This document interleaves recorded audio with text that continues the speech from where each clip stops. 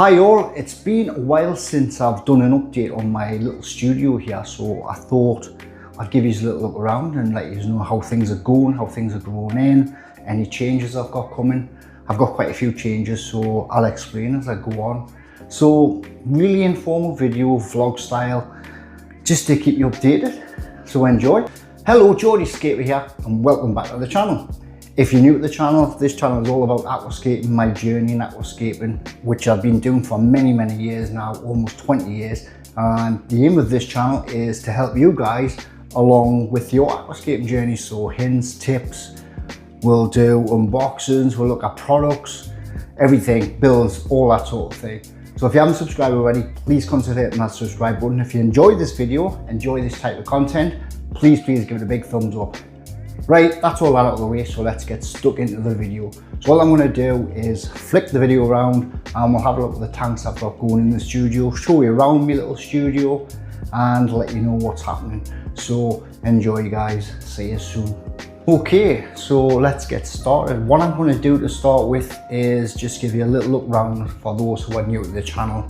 It is a really small space, but I've made the most of the space I've got. So as you can see, it's painted in a nice light grey colour, nice and neutral. And I've got some of my favourite pieces of nature-inspired wall art. I never took these. I've been asked if I took these. I haven't. I just bought these because I like them.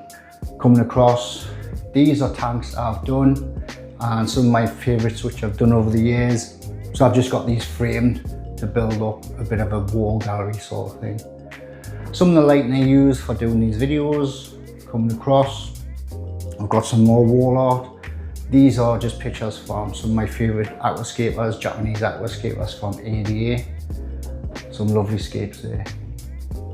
This is just my little whiteboard which I use to make notes when I'm doing videos, bullet points, that sort of thing. So this is for the next video. If you're interested, the next video is going to be about the costs of a high-tech system. So let's start with the scapes themselves. So first one, which is looking a bit crap because I've emptied it. I used some of the wood in another scape I've got, and it's just running at the minute to look after the fish and being used as a bit of a plant holder. So in here, well, I've got some fish. We've got some golden white cloud minnows.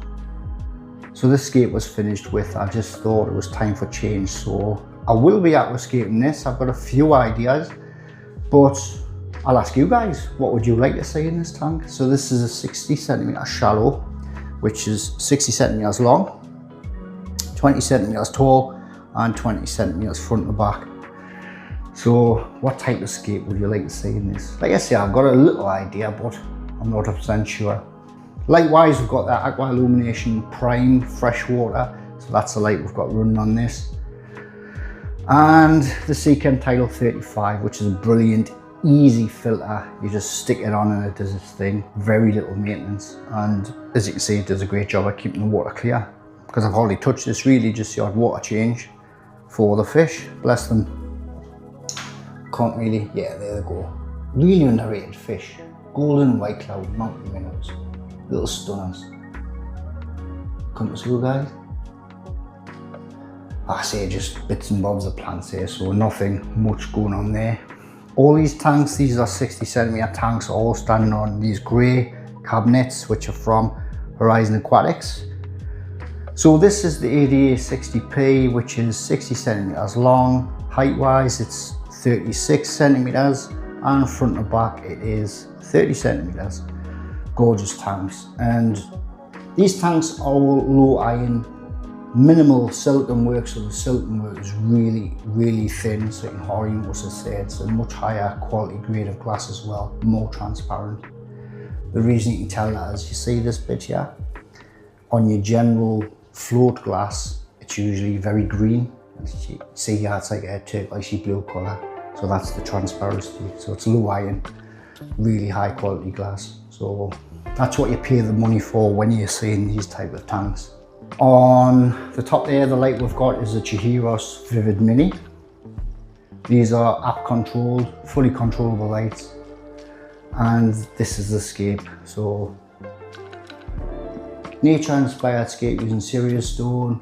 Gravel is called Tropical River Sand. Hardscape wise, this is ironwood. and there's a range of plants in here, all pretty much easy category plants. So we've got anemones, we've got the ferns, the narrow fern there. We've got Hydrophila pintifida and a different variety of Amazon swords in the back, so Echinodora species. So these are just starting to grow out. I've just noticed this the other day. So some leaves have popped out the surface and these will grow to a good height, and that's what I've been aiming for with this plant. This is called Echinodorus palifolius, and I've used this in the past and I know it grows tall and grows well. So eventually these should grow a nice height up to here. So that's what I'm aiming for. Stainless steel set from AQUASCAPING, and filtration. I'll show you the filtration. So this is the Juwel Rio Biomaster Thermal 350. This is running inline CO2, and I can't remember which brand of inline CO2 diffuser this is. Fish wise, there's a crazy mix of fish in here because during the winter there was a power outage, and unfortunately I lost a load of fish. So these are the bits and bobs that survived from the schools of those fish. Sorry. So yeah, there's just a big bunch of different varieties. The stars of the show here are the honey gouramis, which are hiding at the minute. We've got honey gouramis. We've got emerald iris bora, which are little stunning fish, you can see there. These ones, I always forget to name them. Always forget. I'll see if I can overlay if I find out. Got one black phantom, bless it. So yeah, what I'll probably do is add to these fish and then put them in the other scapes, so they've got a nice school of at least 6 or 8 of them. I missed these ones, so these are flame tetras, diamond flame tetras I believe they're called. Only got a couple of those left as well, unfortunately. Oh, an ember tetra. Yeah, I think there's 2 or 3 ember tetras in there as well. I'll just take a step back so you can see. So that's that one.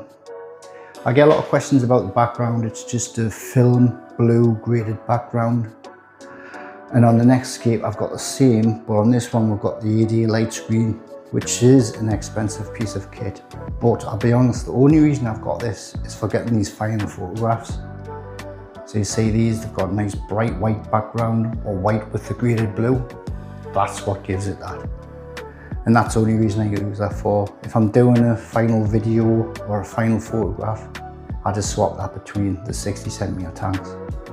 Great piece of equipment, but it is expensive.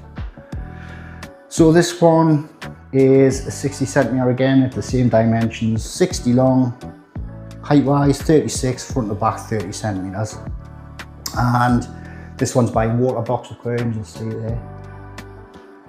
Eventually I'd like to replace them with all ADAs, but I'm just replacing them as I go because this one's scratched to bits, which you can't really see, but it is.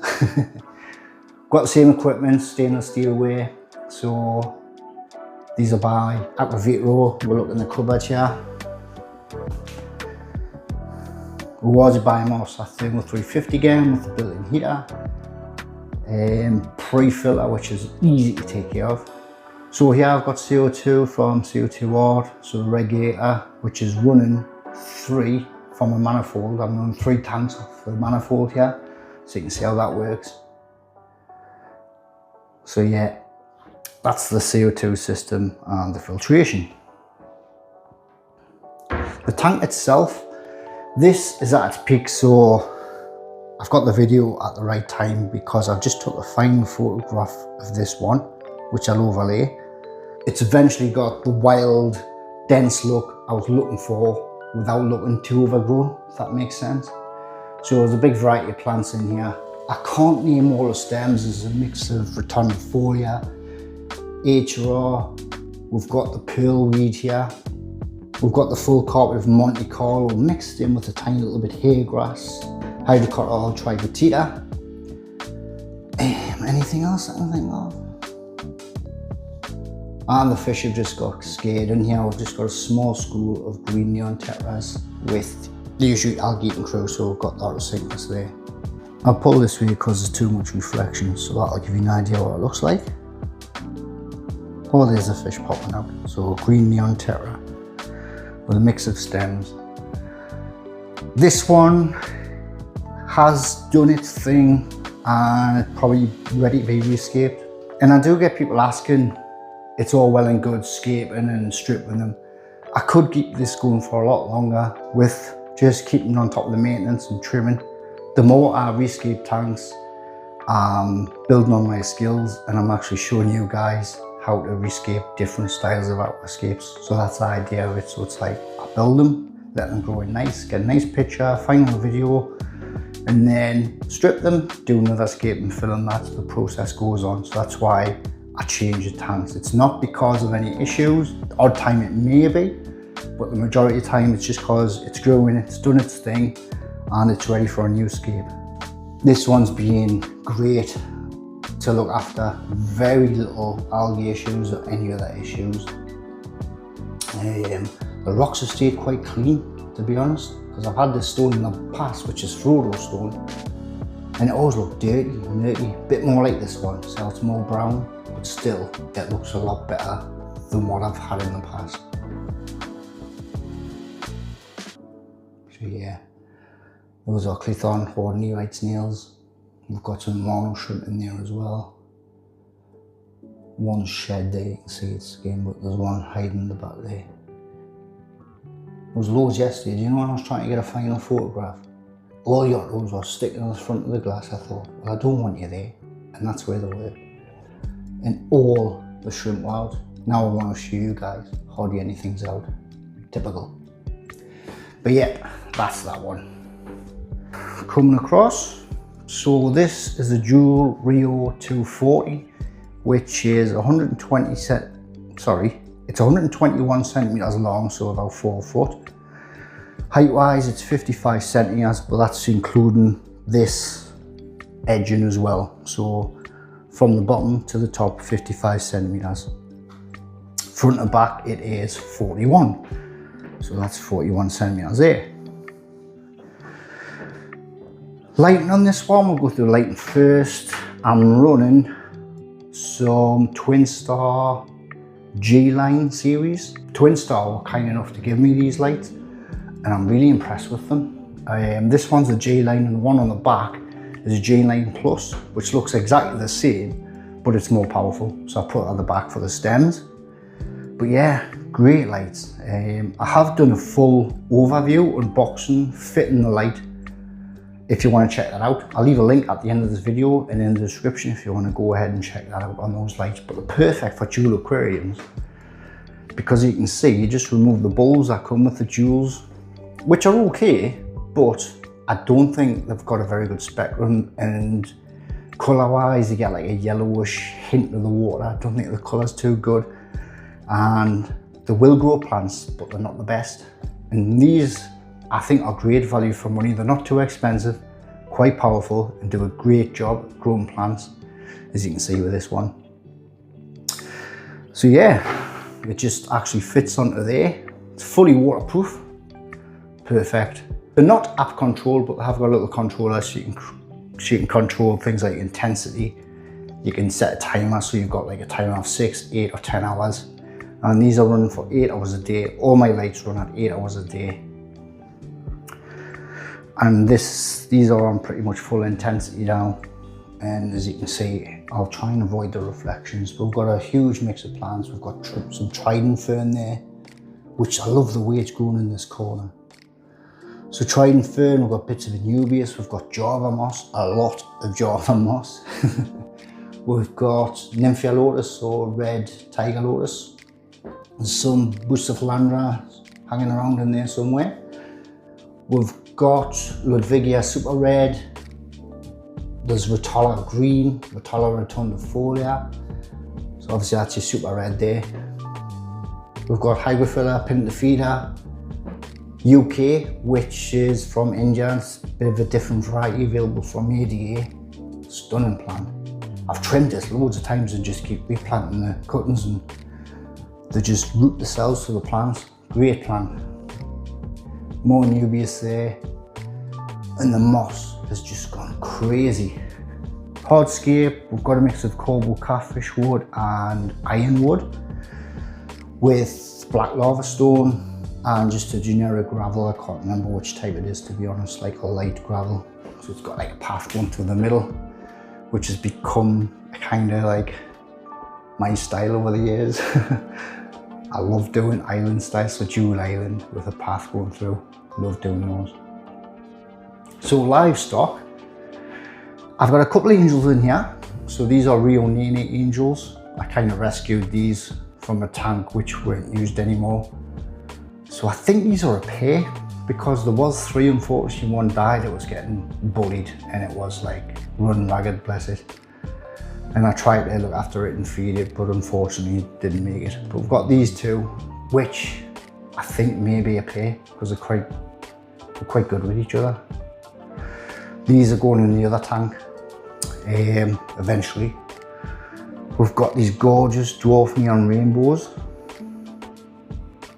Oh, I love those fish, love them. And these are just your common pencil fish. And you know what it is? I really, really love them. They're just a gorgeous looking fish.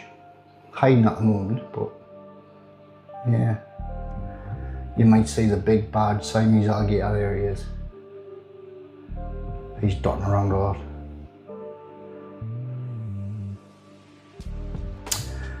But I think that's it with this one. We've got inline CO2 with this one. I don't think you'll get to see much. But that's inline CO2 from CO2 Art. And this is the Awazi Biomaster Thermo 850. So yeah, that's the Juwel Rio 240.